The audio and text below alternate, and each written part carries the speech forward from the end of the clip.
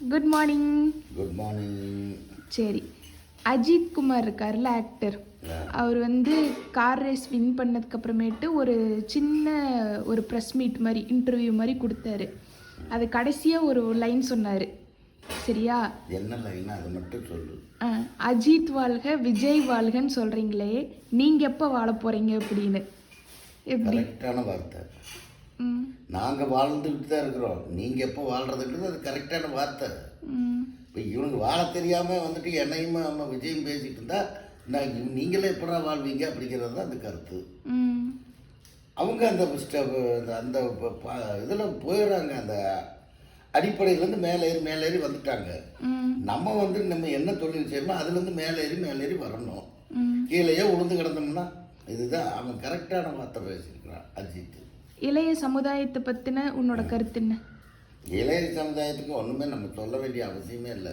சொல்கிறவனுக்கு இருக்கணும்னு நினைக்கிறாங்க. எங்கே மேலேறி வர்றாங்க? யாராவது வந்துருக்குறாங்களா? எதுலாம் இப்படி இருங்க அப்படி இருங்கணும்னா அதே நீ என்ன பெரியுது அப்படிங்கிற மாதிரி ஆகிப்போச்சு. காலம் மாறிடுச்சு. எல்லாமே வந்து கெடுதலான நோக்கத்தில் போயிட்டுருக்குது. ஒன்றும் பண்ண முடியாது. சரி, தூங்கி எந்திரிச்சா நம்ம எந்திரிச்சோமா சாப்பிட்டோமா போனோமா. நம்ம வாழ்க்கைக்கு கடவுள் இவ்வளோ தூரம் வச்சுருக்குறானா, நல்லா இருக்கிறானா. நான் போனால் பென்ஷன் போயிடும். உங்கள் அம்மாவுக்கு ஒரு கால் தூசி கிடைக்கும். அப்புறம் அதுவும் போயிடுச்சுன்னா அதுவும் போச்சு. அவ்வளோதான். அப்புறம் நீங்களாம் ஸ்டடியாக மேலே ஏறிவாங்க. அதுக்கு தான் உன்னை நான் வந்து பெங்களூரில் போயிட்டு நல்ல இந்த ஜாப்லேருந்து இன்னும் முன்னேறி மேலே போகணுன்னு தான் சொல்கிறேன். நாளைக்கு உனக்கு இன்னும் 2 ரூபா வந்து இன்னொருத்த கையாண்டாத அளவுக்கு இருந்தால் போதும். அதுதான் வாழ்க்கை. இல்லை அதுவும் தான் வேணும். எல்லாம் தான் வேணும். எல்லாம் மக்களுக்கு அதெல்லாம் தெரியும். நான் பட்ட கஷ்டமெல்லாம் நான் எல்லாம் வந்துட்டு போட்டுக்கு துணி இல்லாமல் எங்கள் அம்மா சட்டையை போட்டு போன காலமெல்லாம் இருக்குது. கட்டிக்கிறதுக்கு வேட்டியில் போடுறதுக்கு சட்டி இல்லாமல் வெறும் வேட்டி கட்டிட்டு போன காலம் இருக்குது. அதோட நான் தாராபுரம் வரணும் போயிட்டு வந்துட்டேன். இந்த பால்மணி அக்காவோட வீட்டுக்கு, அம்மா வீட்டுக்கு. அவங்க பாத்திரம் பண்ணமெல்லாம் நான் கொண்டு கொடுத்துட்டு வந்தேன். அப்போ என்ன வெறும் ஒரு வேட்டி தான் கட்டிட்டு போகிறேன். உள்ள சட்டி கூட கிடையாது. அதை வேட்டியாக வந்து போனாலும் நான் என்ன ஆகும்? அந்த மாதிரி நிலைமையில எல்லாம் இருந்து வந்ததுனால தான் இவ்வளோ தூரம் ஆண்டவன் என்னை மேலேற்றி உட்கார வச்சுருக்கிறான். எனக்கு பல கஷ்டமெல்லாம் இருக்குது. நான் கல்லெல்லாம் ஜாமந்தேன். இந்த தலையெல்லாம் சொட்டை விழுகிறதுக்கு காரணமே அந்த காலத்தில் வந்து நான் செஞ்ச வேலைகள். காட்டில் கொழுந்து எடுத்துருக்குறேன், களை எடுத்துருக்குறேன், சப்பல் அரைக்கிருக்கிறேன். இந்த மாதிரி சப்பல் அரைக்கி கையை வெட்டினது, தழும்பு இருக்குது. ஃபேக்ட்ரியில் டீ ஃபேக்ட்ரியில் சிட்டிங் ரூமில் வேலை செஞ்சேன். வினோரில் அப்படியே அள்ளி போடுவேன்.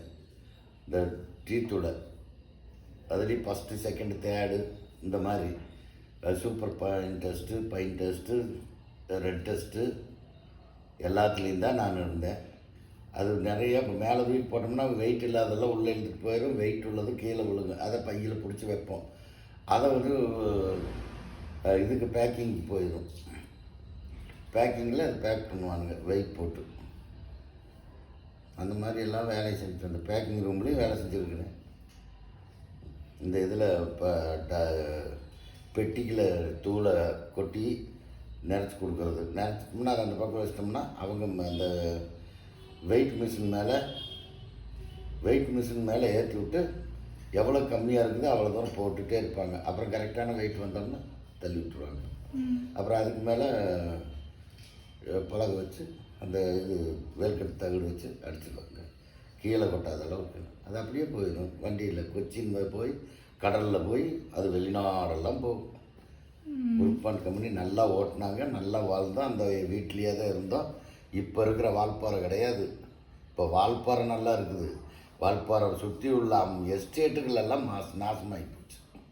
யாரும் வாழ முடியாத அளவுக்கு யானை கலாட்டா, கரடி கலாட்டா, என்ன சிறுத்தை கலாட்டா, மனுஷன் ஒண்டி சண்டியாக நடக்க முடியாது. அன்றைக்கெல்லாம் நல்லா வால்பாறையிலேருந்து ஒருத்தனாக வீட்டுக்கு போவேன்.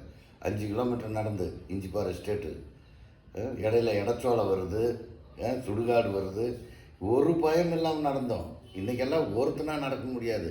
20 பேர் 30 பேர் சேர்ந்து தான் நடக்கணும். அப்போ தான் வர முடியும். இங்கே கரடி வந்தாலோ ஏதாவது ஒன்று வந்தாலோ அப்போ தான் பயம் இல்லாமல் எல்லோரும் வர முடியும். ராத்திரி நான் 10 மணிக்கு ஒருத்தனாக நடந்து வந்திருக்கிறேன். வால்பாறையிலேருந்து இடையில சுடுகாடு வருது, இடச்சோலை வருது, சோலையெல்லாம் இருக்குது. உள்ளுக்குலேருந்து யானை வந்தாலும் கூட தெரியாது. ஆனால் பயம் இல்லை. அன்னைக்குள்ள சுச்சுவேஷன் அப்படி இருந்தது, இப்போ உள்ளது இப்படி இருக்குது. இப்போ உள்ளது எல்லாம் இந்திக்காரன் உள்ள போந்து வீடு வாசல் எல்லாம் எல்லாமே நாரி போச்சு. அந்த ஏரியாவே வால்பாறையே. சரி. வால்பாறை நார் இல்லை, வால்பாறையெல்லாம் சுத்தபத்தமாக தான் வச்சுருக்கானுங்க. வர்றவங்ககிட்ட பிடுங்கிறதுக்குன்னு நல்ல லாட்ஜு கீஜ் எல்லாம் கட்டி பணக்காரனுங்கெல்லாம் காட்டுறானுங்க. வாங்கி எஸ்டேட்டில் இருக்கிறவனெல்லாம் 5 காசு சேர்த்து வைக்க முடியாது. அந்த மாதிரி ஆகிப்போச்சு. அப்போ அன்னைக்கு வெள்ளைக்காரன் புருக்பான் கம்பெனிக்காரன் அவங்கெல்லாம் வந்து தெய்வம். இன்றைக்கி இந்தியாக்காரன் தான் எடுத்துருக்குறேன். இந்துஸ்தான் லிவர் லிமிடெட், அந்த கம்பெனி இந்த கம்பெனி டாட்டா பிர்லா, ஒரு பைசாவுக்கு கூட லாய்க்கு இல்லாமல் கிடக்குது வாழ்க்கை. புருக்பாண்டு மாதிரி ஒன்றுமே ஓட்ட முடியுது சாமி. அருமையாக ஓட்டினேன். கண்ணதேவன் கம்பெனி இருந்தது அன்னைக்கும், பிர்லா கம்பெனி இருந்தது, சோலையார் எஸ்டேட், அவங்கெல்லாம் நல்லா தான் இருந்தாங்க. இந்த புருக்பாண்டை வச்சே தான் எஸ்டேட் ஓடிச்சு. மாதம் வார ரேஷன் கிடைக்கும், செலவு காசு கிடைக்கும், மாதத்தில் ஒரு தடவை சம்பளம் கிடைக்கும், தண்ணி ஃப்ரீ, குவார்ட்டர்ஸ் ஃப்ரீ, எல்லாமே ஃப்ரீ. ஏதாவது ஒரு விசேஷம்னா வண்டி கிடைக்கும், யாராவது இறந்துட்டா வண்டி கொடுக்குறான், ஏதாவது விளையாட்டுக்கு போகிறோம்னா வண்டி கொடுக்குறான், கோயிலுக்கு போகிறோம்னா வண்டி கொடுப்பான், கிறிஸ்மஸ்க்கெல்லாம் வண்டி கொடுப்பான். அந்த குழந்தைகள்லாம் வந்து சண்டேஸ் கிளாஸ் நடத்துறதுல வந்து வண்டி கொடுத்து அனுப்புவாங்க. எல்லா வசதியும் செஞ்சு கொடுத்தான். இப்போ யார் கொடுக்குறா அந்த மாதிரி? ஒருத்தனும் இல்லை. எல்லாம் அடித்து புடைக்கி திங்கிற காலமாயிடுச்சு. அதனால தான் இப்போ நல்லா வந்தேன். சின்ன வயசில் 1.5 ரூபா கூலிக்கு போவேன் கல்ச்சம்கிறதுக்கு. தலையெல்லாம் வலி பிடிச்சி. இன்றைக்கெல்லாம் வந்து கல்லை அப்படியே வண்டியில் தூக்கிட்டு வந்துடுறாங்க. இந்த இது டிராக்டரில் வந்து அப்படியே தூக்கி கொட்டுது. அது அப்படியே அவங்களே எடுத்து அப்படியே மேலே வச்சு கட்டிடுறாங்க. செங்கல் யார் கல் சமைக்கிறாங்க? யாராவது சமைக்கிறத பார்க்குறியா? எல்லாம் வீட்டுக்கு முன்னாடியே கொண்டு வந்து கொட்டிக்கிறாங்க. வீட்டுக்கு முன்னாடியே வேலை நடக்குது. இன்றைக்கி இப்போ காலையில் வாங்கினா சாயந்தரத்துக்குள்ளே மேலே ஏற்றிடுறாங்க. வேலை வாய்ப்பெல்லாம் ரொம்ப கம்மி. ஆடம்பரம் அதிகமாகிடுச்சு. இல்லாதவன் கொள்ளையடிக்கிறான், இருக்கிறவன் பாதுகாத்துக்கணும். அதுதான் காலம். உங்களுடைய வாழ்க்கை உங்கள் கையில் தான். அது ரஜினியே சொல்லிட்டாப்ல, உன் வாழ்க்கை உன் கையில்.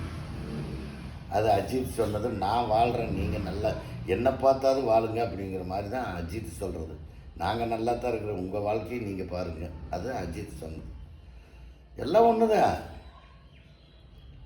அவங்க வந்து அந்த ஃபீல்டில் இருக்கிறனால அவங்களுக்கு இப்படி நல்லா கஷ்டப்பட்டு நடிக்கிறாங்க. ஓடுனா முதலாளி அள்ளி கொடுப்பான். அதே மாதிரி நம்ம இஷ்டப்பட்டு நம்ம வேலையை செஞ்சோம்னா, நம்ம நல்லா இருந்தோம்னா, நம்ம 4 காசை சேர்த்து 4 பேருக்கு உதவி செய்யலாம். இதுதான் வாழ்க்கை. அப்புறம் எங்கே இருக்குது? போதும்.